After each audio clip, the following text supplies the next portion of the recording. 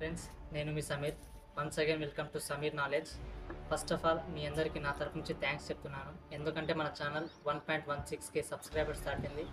So యాక్చువల్గా నేను 2020 డిసెంబర్లో నా యూట్యూబ్ ఛానల్ ఈ జర్నీ నేను స్టార్ట్ చేశాను. కానీ అన్ఫార్చునేట్లీ కొన్ని ఫ్యామిలీ ప్రాబ్లమ్స్ వల్ల, పర్సనల్ ప్రాబ్లమ్స్ వల్ల నేను మళ్ళీ వీడియోస్ పెట్టలేకపోయాను.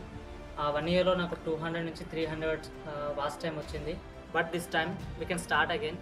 అయితే ఫ్రెండ్స్, ఈ యూట్యూబ్ అనేది మన వీడియోస్ని ఎలా ట్రెండ్ చేస్తుందంటే వ్యూస్ బట్టి, లైక్స్, సబ్స్క్రైబర్స్ బట్టి మన వీడియోస్ అనేవి ట్రెండ్ చేస్తుంది. అయితే మన ఛానల్లో 2 వీడియోస్ ఇప్పటికే ట్రెండ్ అవుతున్నాయి. స్లోగా వాచ్ టైం కూడా పెరుగుతుంది. ఐ నీడ్ ఫ్రమ్ యూ, అదేంటంటే మీ నుంచి సపోర్ట్. మీకు తెలిసిన వాట్సాప్ గ్రూప్స్, స్టేటస్, ఇంకా ఏదైనా సోషల్ మీడియాస్ ఉంటే నా వీడియోస్ని షేర్ చేయండి. ఎందుకంటే ఒక వీడియో చేయడానికి చాలా టైం తీసుకుంటుంది. ఆ కష్టం విలువ ఏంటో మీకు వీడియోస్ చేస్తే కానీ తెలియదు. ఫ్రెండ్స్, ఈ వీడియోలో మనం కాంగ్రెస్ జర్నీ గురించి తెలుసుకుందాం. అయితే వీడియోస్ పెట్టడం లేట్ కావచ్చు, కానీ పెట్టడం మాత్రం పక్కా. Sameer knowledge, get everything, gain everything. Anumula Revanth అనే నేను శాసనం ద్వారా నిర్మితమైన భారత రాజ్యాంగం పట్ల నిజమైన విశ్వాసం, విధేయత చూపుతానని, భారతదేశ సార్వభౌమాధికారాన్ని, సమగ్రతని కాపాడుతానని, తెలంగాణ రాష్ట్ర ముఖ్యమంత్రిగా నా కర్తవ్యాన్ని శ్రద్ధతో, అంతఃకరణ శుద్ధితో నిర్వహిస్తానని, భయం కానీ, పశ్చాత్తాపం కానీ, రాజద్వేషాలు కానీ లేకుండా రాజ్యాంగాన్ని, శాసనాలను అనుసరించి ప్రజలందరికీ న్యాయం చేకూరుస్తానని దైవ సాక్ష్యంగా ప్రమాణం చేశారు మన రాష్ట్ర ముఖ్యమంత్రి యనుమల రేవంత్ రెడ్డి గారు. మరి ఈ ప్రమాణం చేయడం అంటే మాటలు కాదు, చేతలు కావాలి, కష్టపడాలి. మరి 10 ఏళ్లుగా పరిపాలిస్తున్న బీఆర్ఎస్ ప్రభుత్వాన్ని కూల్చేసి కాంగ్రెస్ ప్రభుత్వాన్ని తెలంగాణ రాష్ట్రంలో నిలబెట్టడం ఆషామాషి కాదు. ఫ్రెండ్స్, ఒక్కసారి ఆలోచించారా? మరి అది ఎలా సాధ్యమయ్యింది? ఈ విజయం వెనకాల ఎన్ని పెద్దతలు ఉన్నాయి? కాంగ్రెస్ ప్రభుత్వం ఎలా పోరాడి గెలిచి కాంగ్రెస్ ప్రభుత్వాన్ని తెలంగాణ గడ్డపై నిలబెట్టింది? ప్రభుత్వం ఏర్పడ్డాక కుర్చీలో కూర్చునేది ఎవరని, కుర్చీలో కూర్చున్నా కూడా చేసిన ప్రమాణాలు, ఇచ్చిన మాటలు నెరవేర్చే శక్తి ఎవరికుందని. మరి ఈ వీడియోలో the journey of Congress in Telangana ఎలా సాగింది, అసలు కాంగ్రెస్ ఎలా గెలిచింది, దాని వెనకాల కారణాలు ఏంటి, బీఆర్ఎస్ ఎలా ఓడిపోయింది, కేటీఆర్, కేసీఆర్, హరీష్ వంటి పెద్ద నాయకులు బీఆర్ఎస్ని నడిపించిన ఓటమి ఎందుకు ఎదురైంది, ఇంకా ముఖ్యమంత్రి గురించి, కాంగ్రెస్ గెలిచాక ఏం చేసింది, ఇంకా ఫ్యూచర్లో ఏం చేయబోతుంది, ప్రతిదీ డీటెయిల్గా తెలుసుకుందాం. మరి గత 2.5 నెలలుగా తెలంగాణలో రాజకీయం చాలా ఆసక్తికరంగా నడిచింది. రాజకీయ పార్టీలు మరి వారి నేతలు మేమంటే మేం అని విమర్శలు, ప్రతి విమర్శలు, ప్రచారాలు, సవాళ్ళు, నోట్లు మచ్చడం, మందు పంచడం, మేనిఫెస్టోలు, హామీలు, రోడ్డు షోలు, పెద్ద పెద్ద నాయకుల సభలు, ఒకటా రెండా తెలంగాణ అంతటా రాజకీయ పండగ జరిగింది. మరి 119 నియోజకవర్గాలు ఉన్న తెలంగాణ రాష్ట్రంలో ఎన్నో పార్టీలు, కొన్ని రాష్ట్రానికి పరిమితమైనవి, మరికొన్ని కేంద్రానివి, మరికొన్ని చిన్న పార్టీలు. కొందరు నాయకులు పార్టీలు మారారు, వెంటనే టికెట్ల ఖరారు, కొంతమందికి టికెట్లు కన్ఫామ్, మరి దక్కని వారిలో చర్చలు, తర్వాత లొల్లులు. పొద్దున మొదలు పెడితే రాత్రి దాకా పార్టీ నాయకులు, పార్టీకి సంబంధించిన వాహనాలు, వారి పాటలు, నృత్యాలు ఒకటా అబ్బో చెప్పుకుంటే చాలా గట్టిగా ఉండే. ఒక్క మాటలో చెప్పాలంటే మోత మోగిపోయింది. అలా నవంబర్ 30న తెలంగాణ రాష్ట్ర అసెంబ్లీ ఎన్నికలు ముగిశాయి. మగవారు, మహిళలు, తాతలు, బామ్మలు, అలా 18 సంవత్సరాలు నిండిన ప్రతి ఒక్కరూ వారికి వీలైనంత సమయం కేటాయించి తమ ఓటుని వినియోగించుకున్నారు. వారికి కావలసిన తమ నియోజకవర్గ ఎమ్మెల్యేను ఎన్నుకున్నారు. రాష్ట్రాన్ని పాలించే నాయకులను ఎన్నుకున్నారు. 3వసారి జరిగిన అసెంబ్లీ ఎన్నికల్లో మొత్తం 2290 మంది అభ్యర్థులు నిలబడ్డారు. 3,26,02,799 మంది ఓటర్ల జాబితాను ఈసీ ప్రకటించింది. ఈ ఎన్నికల కోసం మొత్తం 35,655 పోలింగ్ కేంద్రాలు ఓటింగ్ జరిగింది. ఓటు వేసే క్రమంలో ఓటర్ మెషిన్లో ఇబ్బంది రాకుండా 400 మంది పైగా ఈసీఐఎల్ ఇంజనీరింగ్స్ని అందుబాటులో పెట్టారు. ఇంకా వెబ్కాస్టింగ్ని కూడా ఏర్పాటు చేశారు. భారీగా కేంద్ర, రాష్ట్ర బందోబస్తు బలగాలను కూడా ఏర్పాటు చేశారు. నవంబర్ 30న ఎలక్షన్స్ ముగిశాయి.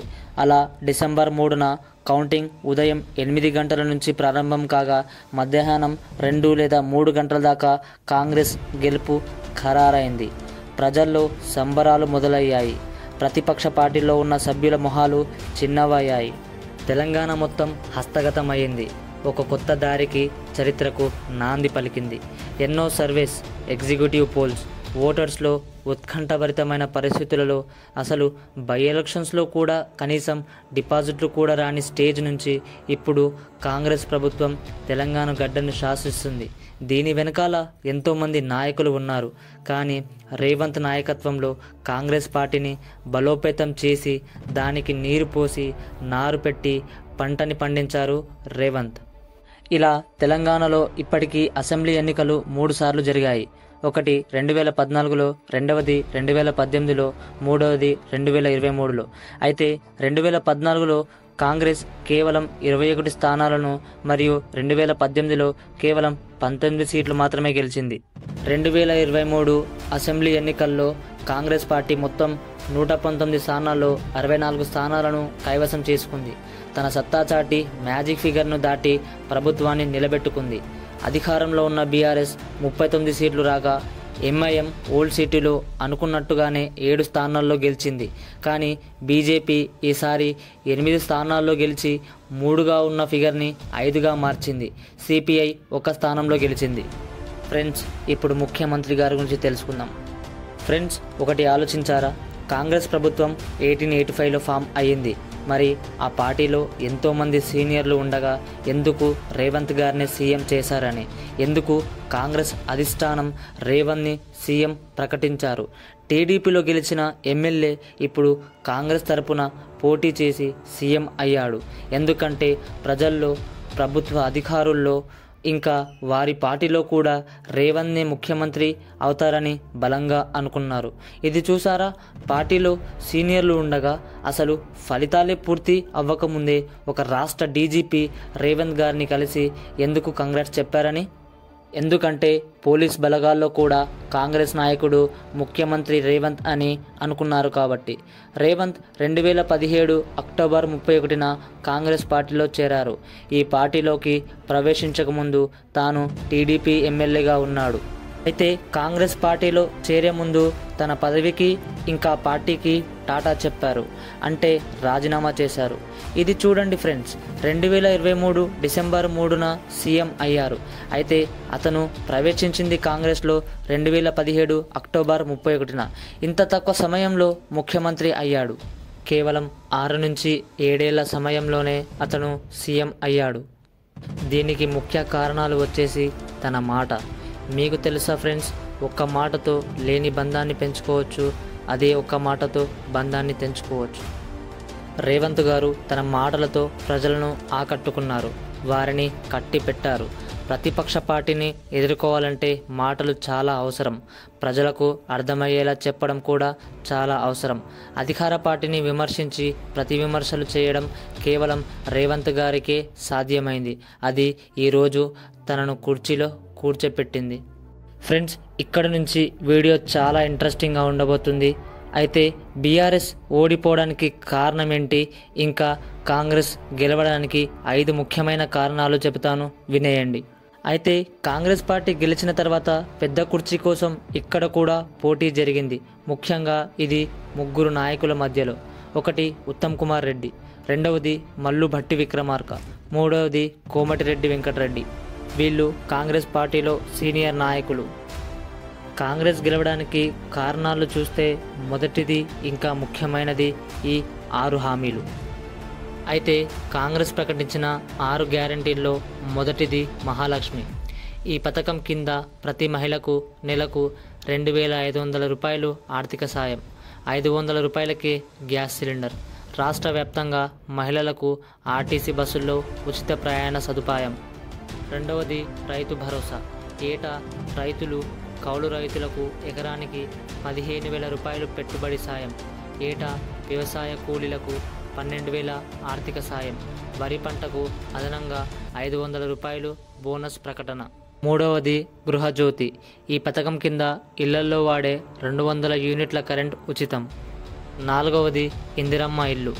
ఇల్లు లేని పేదలకు ఇంటి స్థలం ఇవ్వడంతో పాటు ఇంటి నిర్మాణానికి 5 లక్షల ఆర్థిక సాయం. తెలంగాణ ఉద్యమకారులకు 250 చదరపు గజాల ఇంటి స్థలం. 5వది యువ వికాసం.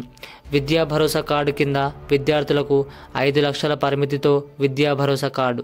ప్రతి మండలంలో తెలంగాణ ఇంటర్నేషనల్ స్కూళ్ళ ఏర్పాటు. 6వది చేయూత. పింఛన్దారులకు నెలకు 4,000 రూపాయల పింఛను. ఆరోగ్యశ్రీ కింద 10 లక్షల ఇన్సూరెన్స్ సదుపాయం. 2వ రీజన్ వచ్చేసి రాహుల్ గాంధీ గారి జోడో యాత్ర. ఈ యాత్ర వల్ల ఎంతో ప్రచారం జరిగింది. ఇంతలోనే కర్ణాటకలో బంపర్ మెజారిటీతో కాంగ్రెస్ అధిష్టానంలోకి వచ్చి అక్కడ కుర్చీలో కూర్చుంది. దీనితో కాంగ్రెస్ పార్టీకి ఇంకా బలం చేకూరింది. 3వ రీజన్ వచ్చేసి కాంగ్రెస్లో అందరూ ఢిల్లీ నాయకుల మాటలు వినడం. జూనియర్, సీనియర్, పెద్ద, చిన్న అని తేడా లేకుండా ఏకపక్షం పాటించడం. హై కమాండ్ ఆర్డర్ వల్ల అందరూ ఒక్కటిగా పనిచేశారు, ఐక్యంగా ఉన్నారు.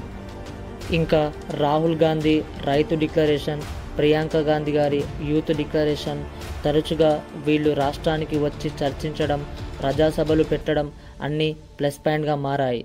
సోనియా గాంధీ గారి స్పీచ్, అసలు తెలంగాణ ఎట్లా వచ్చింది, ఎందుకు వచ్చింది, అధికారంలో ఉన్న పార్టీ ఏం చేసింది, తెలంగాణలో పరిస్థితి ఎలా ఉంది, ప్రతి ఒక్కటి ఆమె చర్చించారు. ఇంకా ఈ 6 గ్యారంటీలను కూడా వారు చెప్పారు. ప్రజల్లో ఉన్న ఆలోచనలను చించి కొత్త ప్రభుత్వానికి నాంది పలికారు, మార్పుని తెచ్చారు. 4వ రీజన్ వచ్చేసి మంచి ఎమ్మెల్యేలకు టికెట్లు పంచడం, మంచి సభ్యులను తీసుకోవడం, వరుస కార్యక్రమాలు పెట్టడం, వ్యూహాత్మక ఎత్తుగడలను పాటించడం. ఇంకా సునీల్ కనుగోలు గారు, ఇతను కాంగ్రెస్ తరపున ఎలక్షన్ టాస్క్ ఫోర్స్ సభ్యుడిగా పనిచేశాడు. ఇతని ఇన్పుట్ మంచి అవుట్పుట్ని ఇచ్చిందట. కర్ణాటక ఎలక్షన్లో కూడా గెలవడానికి ఇతని పాత్ర చాలా ఉందని చెబుతారు. ఈ 5వ రీజన్ వచ్చేసి ముఖ్యంగా బీఆర్ఎస్ ఓడిపోవడానికి కాంగ్రెస్ గెలవడానికి దారి తీసింది. అదేంటంటే వ్యతిరేకించడం. ప్రజల్లో తెలంగాణ వచ్చిందని సంతోషం తప్ప వారిలో అసంతృప్తి చాలా ఉంది. నీళ్లు, నియామకాలు, నిధులు, ఉద్యోగాలు ఎక్కడా కనిపించలేదు. కనిపించినా కూడా అంతంత మాత్రాన్ని, ఏదో నిరాశ. అందుకే ప్రజలు మార్పును కోరారు. గవర్నమెంట్ ఎగ్జామ్ పేపర్ లీకులు, పలుమార్లు ఎగ్జామ్స్ పోస్ట్పోన్ కావడం, ఎమ్మెల్సీ కవితపై వచ్చిన లిక్కర్ విమర్శల్ని కాంగ్రెస్ తీవ్ర స్థాయిలో విమర్శించింది.